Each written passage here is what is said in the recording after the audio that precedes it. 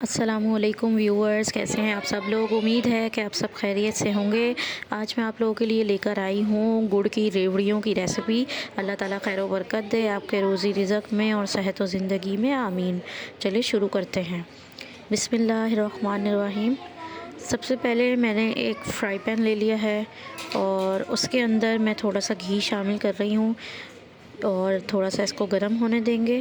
اس کے بعد میں اس کے اندر میں نے 1 کپ کے قریب مونگ پھلیاں لی ہیں، ان کو تھوڑا سا روسٹنگ کر رہی ہوں تاکہ تھوڑی سی یہ کرسپی بھی ہو جائے اور اس میں ہلکا سا جو سافٹ پن ہوتا ہے وہ ختم ہو جاتا ہے۔ یہ دیکھیں اس طرح سے اس میں خوشبو آنے لگ جائے، اتنا روسٹ کریں۔ اب جیسے ہی یہ روسٹنگ ہو جائے گی، تھوڑی سی اس میں سے خوشبو آنے لگے گی، ہلکا سا اس کا کلر چینج ہو جاتا ہے، تو اس کو آپ سائڈ پہ نکال کے ٹھنڈا کر لیں۔ اور جب یہ جیسے تھوڑی ٹھنڈی ہو جائے گی، اس کے بعد نیکسٹ اسٹیپ آپ کو بتاتے ہیں۔ اب اس میں نے 1/2 کپ کے قریب تل لے لیے ہیں وائٹ والے، اور اس کو بھی تھوڑا سا فرائی کر لیں گے، روسٹنگ کر لیں گے اس کی ہلکی ہلکی سی، کہ اس کا بھی ہلکا ہلکا سا کلر چینج ہوگا، خوشبو آنے لگے گی۔ آپ دیکھیں اس کا کلر چینج ہو گیا تھوڑا سا، اور جیسے ہی یہ ہو جائے گا تو اس کو بھی آپ نے سائڈ پہ نکال دینا ہے اور اس کو بھی ٹھنڈا کر لینا ہے۔ اور اب میں اس کے اندر بھی اینڈ پہ بالکل تھوڑا سا گھی شامل کر رہی ہوں، ہلکا سا، تاکہ یہ نیچے نہ لگے بالکل بھی اور اس میں مزیدار سا ٹیسٹ آ جائے۔ اب اس کو بھی میں نے الگ پلیٹ میں نکال دیا ہے تاکہ یہ بھی ٹھنڈا ہو جائے۔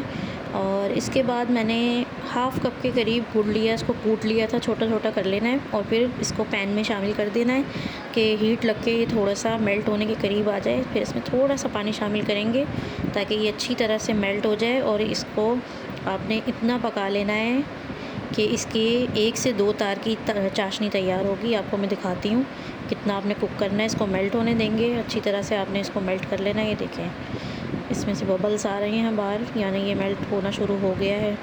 اب اس کو اسٹیرنگ کرتے رہیں اور کوک کرتے رہیں میڈیم فلیم پہ، جلانا بالکل بھی نہیں ہے، یہ چمچ چلاتے رہنا ہے۔ یہ دیکھیں اس طرح سے اس کی شکل ہونا شروع ہو گئی ہے۔ آپ نے 1 کٹوری میں ٹھنڈا پانی لینا ہے، اس میں تھوڑا سا شامل کریں اور پھر نکال کے اس کو گڑ کو آپ دیکھیں گے کہ اگر یہ سافٹ ہے تو اس کا مطلب یہ ابھی بھی تیار نہیں ہوا ہے، اور اگر یہ ٹافی کی طرح کرسپی ہو جائے تو اس کا مطلب یہ بالکل تیار ہو چکا ہے۔ اب اس کو اور کوک کریں گے ہم۔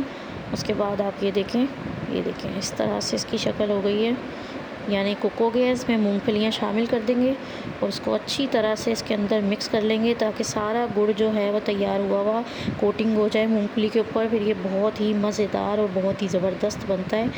یہ دیکھیں اس طرح سے یہ ریوڑیاں بہت زبردست بنتی ہیں۔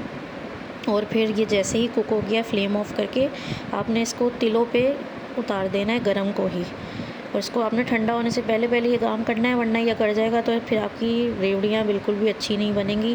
اس طرح سے آپ نے ان تمام مٹیریل کو مکس کر لینا تاکہ سارے مونگ پھلیوں پہ اچھی طرح سے تل کی کوٹنگ ہو جائے۔ جیسے ہی یہ دیکھیں اس کے اوپر کوٹنگ ہو چکی ہے کمپلیٹلی، یہ دیکھیں مکس کر لینا ہے، اس کو تمام کو اچھی طرح سے کوٹ کر لینا ہے اس طرح سے کہ ساری اس میں اچھی چاروں طرف پہ سے لگ جائے گا۔ اس کے بعد آپ نے اس کے بیچ میں سے ایک ایک کر کے 1 بائی 1 اس کو اٹھا لینا ہے تمام کو، اور اس کو سائڈ میں رکھتے جائیں الگ پلیٹ میں، کیونکہ یہ ورنہ اسی پہ ہی جڑے رہیں گے تو یوں ہی ڈرائی ہو جائیں گے اور پھر تل الگ نہیں ہوں گے۔ اس کے بعد آپ اس کو جیسے یہ ڈرائی ہو جائے کسی جار میں رکھ کے آپ کھا سکتے ہیں۔ بہت ہی زبردست اور بہت ہی مزیدار یہ بنتی ہیں۔ آپ اس ریسیپی کو ضرور ٹرائی کیجیے گا، اس ویڈیو کو ضرور لائک کیجیے گا، بتائیے گا ضرور آپ کو یہ کیسی لگی، دعاؤں میں یاد رکھیے گا۔ Thank for watching the video. ملتے ہیں آپ سب سے انشاءاللہ نیکسٹ ویڈیو میں، جب تک کے لیے اللہ حافظ۔